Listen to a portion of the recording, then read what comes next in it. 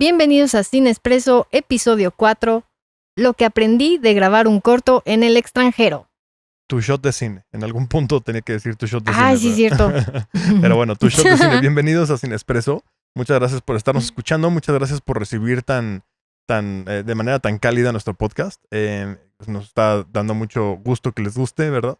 Pero bueno, hoy les traemos un episodio en el que vamos a platicar algo un poquito más práctico de hacer cine. Y es un poco de las enseñanzas, ¿no? De lo que aprendí yo personalmente, Diego, como director y escritor. Pero también me gustaría, obviamente, pues que le agregue Mariana, porque ella me ayudó mucho con este proyecto. Lo que aprendimos de hacer un cortometraje en el extranjero, cuando estuvimos de intercambio en Tailandia. Somos de México y nos fuimos de intercambio al país de Tailandia.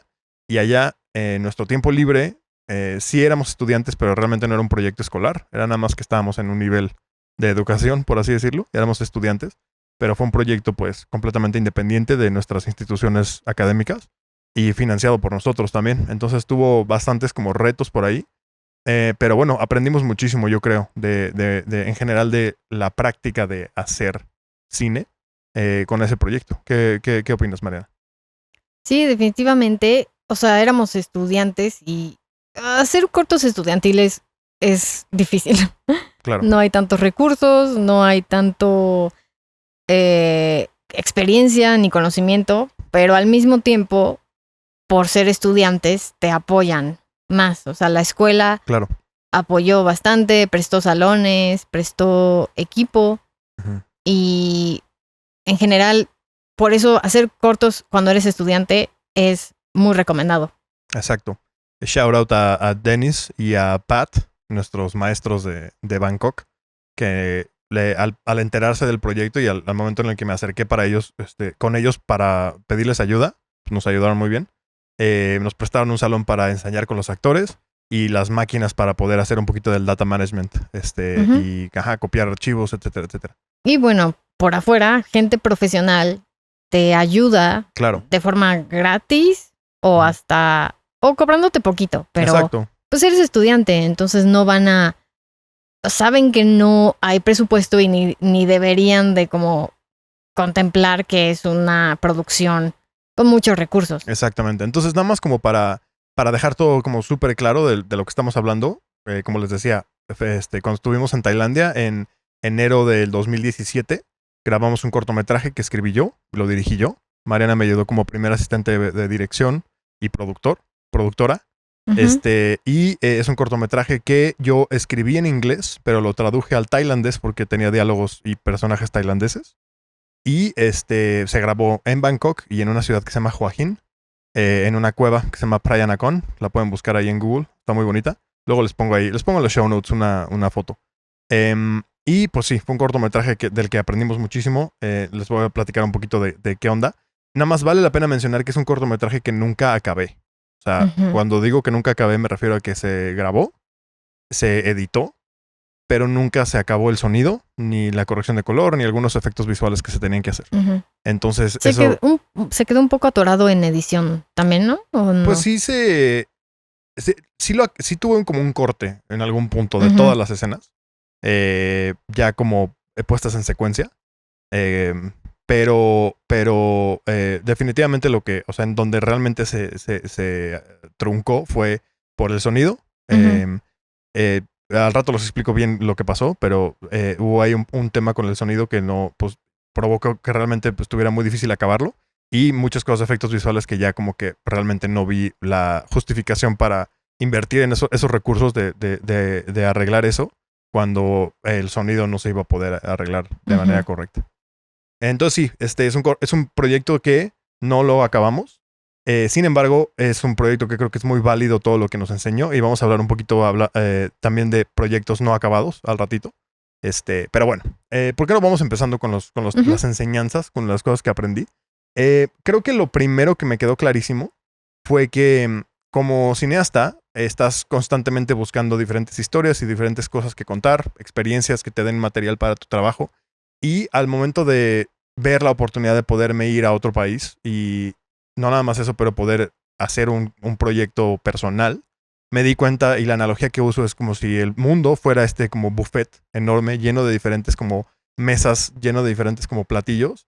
Y yo estaba solamente como yendo a la misma mesita, sirviéndome del mismo platillo todas las veces. Cuando digo la misma mesa y el mismo plato me refiero a mi país, a mi ciudad, a la gente que me rodea, las historias que hay aquí. No estoy diciendo que no sean bonitas ni hayan muchas, claro que lo hay. Está rica esa mesa del buffet, pero es enorme el buffet. Hay muchísimo allá afuera. No, y la monotonía de tu vida diaria hace que luego ya no veas las cosas con ojos nuevos. De acuerdo. Y como extranjero, cuando vas a otro lado, pues son ojos nuevos. Entonces encuentras arte, historias y cosas con esos ojos que quizá los mismos locales no ven. Claro, y también otra cosa que me hizo, o sea, dentro de este mismo tema, este mismo punto, también me hizo apreciar muchas cosas de cuando regresé a mi casa. Cuando regresé a México, cuando regresé a Querétaro, somos de Querétaro, aprendí, bueno, más bien lo vi con ojos como nuevos, casi porque ya me había ido. Frescos. Muy frescos, exactamente. Entonces fue definitivamente algo que aprendí. Otra cosa es que, pues, esto no es tanto como una enseñanza, sino es una realidad de cuando se graba en el extranjero. Y es que van a haber cosas, obviamente, que sean mucho más difíciles. Es más, me atrevería a decir que cosas muy sencillas como el conseguir una cámara, conseguir un coche para una escena o conseguir una casa, se van a hacer el doble de difícil probablemente, porque no eres de ahí, no tienes los mismos contactos que tendrías en tu país o en tu ciudad, no tienes los mismos amigos ni familia que te puedan echar la mano. Entonces, se hace el doble de difícil. Yo creo que la barrera más grande, bueno, depende de dónde te vayas, pero es el idioma. Definitivamente. En nuestro caso no nos ayudó para nada el idioma. Sí. Era un limitante enorme, ¿no? Si nos hubiéramos ido a quizás a España o Latinoamérica, ¿no? A Chile o algo así, donde hay mucha producción y muchas escuelas de cine, pues habría estado, no estoy diciendo que sea más fácil, pero habríamos tenido una ventaja por el idioma, definitivamente. En nuestro caso, el tailandés, pues sí nos lo complicó un poco. Pero bueno, pero así como hay cosas que son el doble de difícil, me atrevería a decir que también hay cosas que son mucho más fáciles, se dan mucho más fáciles, incluso se dan más fácil que en tu propio país, porque como llegas como un extranjero, llamas mucho la atención, la verdad, llama mucho la atención una persona que llega a un país nuevo y que le interesa tanto ese país que quiere hacer una película, que quiere hacer un proyecto de ese país. La gente le gusta generalmente eso, depende del país, supongo que habrán países que no les encanta, pero otros que sí, lo reciben muy bien y que te quieren ayudar muchísimo. Y que a veces ese como detalle de como, esta persona nueva, como Pokémon brillante, ¿no? Que eres como extranjero yendo a grabar algo, no se da en tu propio país, obviamente. Entonces, es una ventaja con la que corremos en el extranjero. Y pues sí, es algo que hay que mantener, hay que tener en mente, definitivamente, porque es una realidad, ¿no? Van a haber cosas que sean mucho más fáciles, pero otras que van a ser mucho más difíciles. Bueno, ¿quieres agregar algo a ese punto o me brinco al siguiente? El siguiente. Bueno, otra cosa que también como que aprendí es que el mundo se está moviendo de una manera en la que es necesario hoy en día, como cineastas, como creadores, como artistas, el involucrarnos y el hacer como equipo con personas de diferentes países. Esa es la realidad. Hoy en día todo está súper conectado. La manera en la que la producción cinematográfica se mueve a través de diferentes fronteras y de diferentes idiomas es enorme. O sea, entre más te vas involucrando en la industria, más te vas dando cuenta que las producciones, entre más grandes son, más internacionales se vuelven, ¿no? Entonces, una película, un cacho lo hacen en un lugar, graban en otro, la unidad B está en otro país, la edición está pasando en otro país, el audio lo están haciendo en otro país. Entonces, la colaboración y la verticalidad, por así decirlo, como internacional, no sé si esa es una palabra, verticalidad, que aplique, pero bueno. Mau Sánchez la usa mucho. Perfecto, pues entonces... Bueno, la jerarquía de como... Ya. Con verticalidad se refiere a la jerarquía, como de director. Ya. Y luego... No, yo me refería más bien como a... Creo que no estaba usando bien la palabra, pero no importa. A lo que me refería es como... o sea, hay una internacionalidad que se vive hoy en día en la industria. ¿Globalización? Sí, la globalización es algo que pasa, ¿no? Y que entre más temprano en sus carreras puedan acostumbrarse a eso y perderle un poquito el miedo como a mandarle un correo a alguien de otro país, el colaborar y el así, más beneficios van a tener a corto plazo, ¿no? Entonces sí, definitivamente es algo que es una realidad y los invito a que lo intenten. Voy a pasar al siguiente punto, Sí. si está bien. Ujú. El siguiente punto es que dependiendo las circunstancias en las que vayan a hacer su proyecto va a variar un poco este punto, pero yo algo que aprendí es que le da un propósito extra, o le da un propósito a las visitas y a las vacaciones que tenemos al extranjero.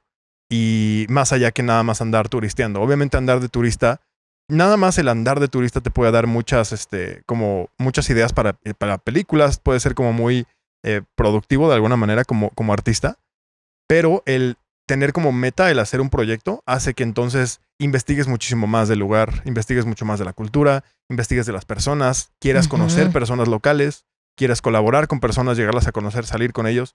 Entonces eso es algo que te obliga a hacer cuando haces un proyecto en el extranjero, un proyecto cinematográfico. Otra cosa, y como subpunto de este punto, es que te obliga a quererte involucrar con la gente local, ¿no? Con la gente local y a cuestionar la one story, la historia única que tienen algunos lugares. A ese concepto es de una novelista, ¿es africana? Si no me equivoco. Creo que es de Kenia o Nigeria. Sí, les vamos a poner la plática de TED, la TED Talk de esta novelista que se llama Chimamanda Ngozi. Les vamos a pasar la plática de TED en donde explica lo peligrosa que es esta como historia singular, de historia única de algunos lugares, algunos países. Por ejemplo, México, el país del que somos nosotros, pues es un país que tiene una historia singular bastante obvia, que es como la violencia y la corrupción. Hay otros países, como por ejemplo Tailandia, que sufren de cosas similares. Pero sí, definitivamente definitivamente es algo que sucede y que tenemos una preconcepción de cómo es un lugar o cómo es un país. Y a la hora de estar investigando y empapándote de ese país y conociendo a la gente local, te vas dando cuenta que hay más de una sola historia. Hay muchas historias y hay muchas que necesitan de alguna manera o que se verían muy beneficiadas que esa historia se cuenta. Entonces ahí hay como mucho potencial para trabajar. Es de Nigeria. De Nigeria, perfecto. Entonces, y pues sí, se imaginan obviamente la one story. Si de por sí África como continente ponemos una historia. Exacto. Está padre romper con esa, encontrar todas las historias que hay aparte de esa. Porque sí, parte de las one stories es que sí son reales, ¿no? Pues sí, claro. El problema es que la gente nada más escucha eso. Exacto. Entonces, exactamente. Se quedan nada más con esa historia única. Y te obliga como cineasta a desempolvar o descubrir esas otras historias que no están tan obvias, tan a la luz, y tú tienes ahí la oportunidad para pues trabajar. Voy a brincar al siguiente punto, y algo que me dejó y algo que aprendí mucho al hacer este cortometraje en el extranjero fue que forjé amistades y relaciones profesionales que han durado años y que han sido muy, muy productivas para mí, afortunadamente. Un poco como recordando lo que dijo Mariana más temprano en el episodio, antes en el episodio, cuando dijo que como estudiante te ayudan muchas personas en muchas cosas. Es cierto, cuando tienes ese plus de ser estudiante, entonces la gente te quiere apoyar. Y eso me dio la oportunidad a mí en lo personal de conocer a muchas personas que después, con las que después hubieron excelentes oportunidades profesionales, trabajo, colaboraciones en otros proyectos, etcétera, etcétera. Y a la fecha sigo involucrado con ellos profesionalmente, con muchos de ellos. Entonces, es algo muy valioso el tener relaciones profesionales en diferentes países, sobre todo hoy en día como cineastas y como creadores en el panorama internacional que vivimos. Pues sí, es algo que vale muchísimo y son de verdad amistades que, bueno, yo tuve la fortuna de que duraran años. Ya va para 10 años que conozco a muchos de ellos y con muchos de ellos he hecho cosas muy padres desde entonces. Entonces es un tema que quería tocar. El siguiente punto es que le da obviamente pues un plus a tu currículum como cineasta y como creador. Yo al momento en el que hice ese proyecto, yo lo que quería lograr o el propósito que yo me había dado era el que quería intentar que me aventaran a donde fuera en el mundo y yo pudiera probar que podía levantar un proyecto cinematográfico, ¿no?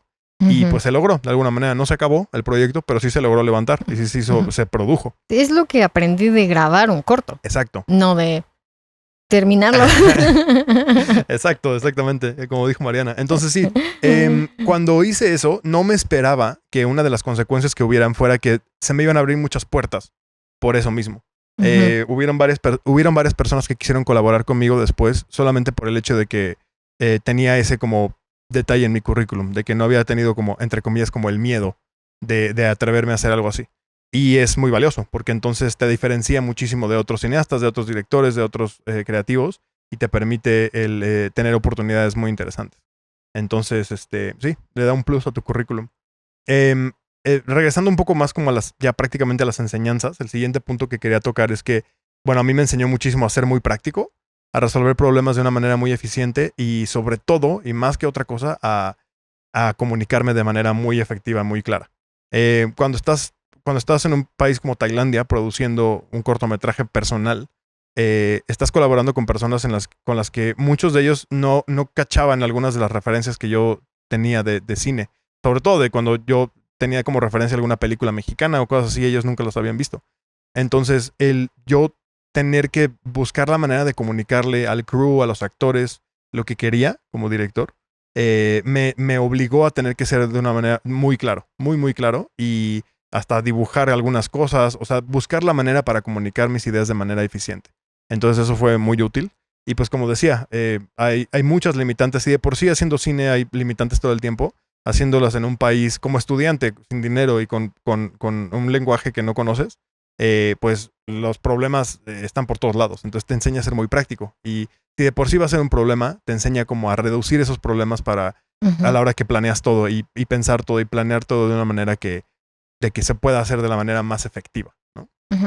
Otra cosa es que también te muestra los procesos que son un poco mundiales. O Claro. sea, que aquí y allá se hacen igual y son necesarios. Y también uno que otro proceso o forma de trabajar que es un poco diferente o nueva. Y eso, pues te da nuevas perspectivas que puedes después aplicar en tu propio país. Claro. Entonces, es muy interesante ver qué es igual, qué es diferente, qué es muy importante y qué quizá no importa tanto en otro país. Claro. Comparado con cómo uno está acostumbrado a trabajar. Y como cuestionar esas mismas formas de trabajo y si sí son las únicas o incluso las correctas o las mejores. De acuerdo. Es algo que de alguna manera tú estás viviendo ahorita, ¿no? O sea, Sí, ahorita trabajando con los japoneses estoy viendo muchas formas diferentes de hacer las cosas. Pero bueno, no fue un corto. Ni estudiantil, pero sí es una colaboración internacional, que es finalmente de lo que estamos hablando. Entonces, sí aprendes mañas, ¿no? Agarras mañas de personas de otros lados que después tú puedes usar para tus propias, para tu propia manera de trabajar. Entonces, sí, eso es algo súper importante. Bueno, y ya como para cerrar un poquito, el último punto que quería tocar es que constantemente cuando estábamos preparando este proyecto, sobre todo cuando estaba poniéndose tan estresante las semanas y los días antes del proyecto, hubieron muchas veces que pues, nos desvelamos mucho, estábamos teniendo que conseguir dinero para grabar, no estábamos tomando, o sea, no estábamos como tomándonos unas vacaciones en nuestro intercambio, estábamos trabajando muy duro. Entonces hubieron varias ocasiones en las que dije, híjole, nadie espera que haga esto. O sea, nadie está esperando que yo logre este cortometraje, a nadie realmente le importa. Podría no hacerlo y podría todo estar mucho más tranquilo, mucho más fácil, ¿no? Sobre todo cuando están los otros compañeros del intercambio que se fueron a viajar. Claro. ¿No? A India, a otros países, a Camboya y claro, así. Singapur, etcétera, ¿no? Ya que no habían clases. O los fines de semana o tomarse días. Los usábamos para trabajar, ¿no? Entonces, de alguna manera sí era como... había veces que decíamos, híjole, o sea, podríamos no hacerlo y no va a pasar nada, ¿no? Pero entonces, por esa como falta de expectativas, por esa falta de como presión, de alguna manera, de que pues, podríamos no hacerlo, de alguna manera llegué a la conclusión de que lo estábamos haciendo por el amor al cine y por amor a mí mismo como creador y como actor, como director, de querer hacer un proyecto, ¿no? Por amor a hacerlo. Y eso es algo que constantemente cuando me involucro ahora en proyectos, estoy continuamente preguntándome como realmente por qué lo estoy haciendo y si estoy igual de como enamorado y de apasionado por la historia y por el proyecto como lo estuve en ese entonces. Entonces, es algo que definitivamente me quedó como súper claro y muy como marcado en mi corazón de esa vez y de hacer cine. Y sobre todo porque, te digo, o sea, forjamos, sobre todo tú y yo creo que hicimos un excelente equipo. Aprendí muchísimo de ti. Fuiste elemento esencial para que se pudiera lograr lo que se logró. Pues ahí fue cuando tuve que hacer un buen de research para producción. ¿Sí? O sea, las call sheets y... El breakdown. Ajá. El shooting script. Creo que hasta compramos un kit de primeros auxilios. Exacto, ¿no? Porque era sí, necesario. Exacto. Todo lo que todavía no veíamos en la carrera y que de algunas maneras, algunas cosas ni las vimos. Bien. Sí, no, yo no. Ajá. No sé tú. Pues a medias. Entonces, nos obligó a tener que aprender todo eso de manera práctica, sobre todo porque había gente que estaban esperando que cumpliéramos con esas expectativas porque llegamos con ellos y les dijimos, somos cineastas y vamos a ver una película. Y entonces, como, bueno. Sí, aunque éramos estudiantes, sí había una... Pues sí tienes que obviamente poner de tu parte. Claro. O sea, mostrar, claro. Al final sí nos, recuerdo que nos, o sea, nos corrigieron muchas cosas de nuestra producción y de nuestra, cuántos días y de los tiempos y todo eso, pero sí teníamos algo de dónde partir. Entonces. De acuerdo. Sí, entonces, pues sí, o sea. Me gustaría agregar un último punto que ya medio lo mencionamos, pero algo que yo aprendí es que hay veces que, o sea, hay como esta etiqueta, hay esta etiqueta que se le da a cortos o proyectos que no se terminan y como que son un fracaso. O sea, es como de, le quitan el valor a el como work in progress por no haberse terminado. Y pues no estoy de acuerdo. Creo que solo es así si nunca terminas tus proyectos. O sea, si tienes muchísimos proyectos y nunca terminas ninguno. Ahí sí hay una... hay un problema más grave que... Sí. O sea, ahí sí la frase de Jake Parker de finish not perfect. Entonces, acabado no perfecto. Ajá, entonces ahí sí hay que intentar acabarlos y aunque no queden perfectos. Pero pues yo sí tengo muchos proyectos que dejé como work in progress y no le quita el valor de todo lo que aprendí. Claro, no, de acuerdo. Entonces, bueno, este proyecto es súper relevante para mí, para mi carrera, a pesar de que nunca lo acabamos.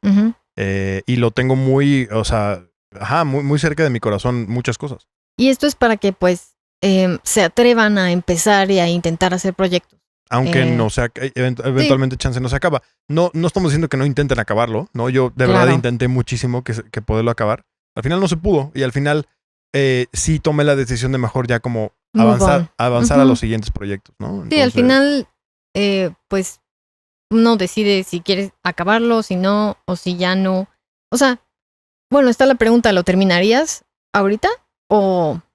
Es un proyecto que ya creo que funcionó lo que tenía que hacer. La función que tenía para mí ya la acabó y fue muy satisfactoria.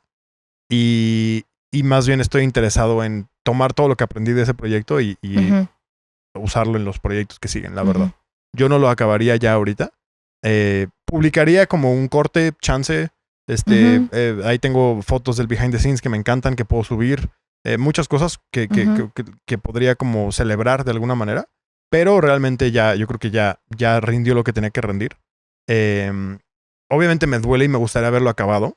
Pero de alguna manera más estoy intentando internalizar toda esa energía para proyectos nuevos. Sí, también me acordé de Werner Herzog, creo que en su masterclass menciona que él tiene 7 películas que terminó incluso, pero que nadie las va a ver. O sea, y ni le interesa que las vean. Creo que en parte porque ya no, como dijiste, cumplieron su función, quizá ya siente que no lo representan ahorita. Entonces sí, eso es algo que yo aprendí. Exacto. Y pues eso es básicamente lo que les queríamos platicar de este tema, de hacer cine y cortometrajes, sobre todo en el extranjero. Esperemos les haya servido de algo. Esperemos que se atrevan a producir algo y buscar oportunidades en el extranjero para hacer cosas. Ujú. Y si tienen oportunidades o si han tenido oportunidades similares, por favor déjanoslo saber en los comentarios. Ujú. Nos encantaría saber o hasta ver sus proyectos. Claro, como les dijimos en el Cine Minuto. Si hacen Exactamente. algo y... Ajá. pues ¿sabes qué? Anoté para otro futuro episodio Ujú. tips para grabar un corto en el extranjero. Súper, eso Ahora, puede ser otro recomendaciones. episodio. Va que va. Entonces, Y pues sí, esto fue el episodio número 4 de Sin Expreso. Y nada más me gustaría, como ya para cerrar, hacer un comentario. Y es que este es el primer episodio que grabamos sin nuestro perrito Pulga. ujú, En los primeros 3 episodios que grabamos fue muy relevante nuestro perro. ujú. Y estaba aquí con nosotros grabando. Y es más, en algunas como outtakes se escuchan sus uñitas en el piso y todo. Y se siente muchísimo su ausencia. Te extrañamos mucho, Pulgui. R.I.P. R.I.P. Pulgui. Y pues bueno, este episodio me gustaría dedicárselo a Pulgui. Y porque estuvo ahí presente para cuando empezamos este proyecto Sin Expreso. Y aquí sigue de alguna manera con nosotros mientras lo seguimos continuando. Entonces, muchas gracias por escucharnos. Nos vemos la próxima semana. Ya nos echamos nuestro cafecito y pues a trabajar.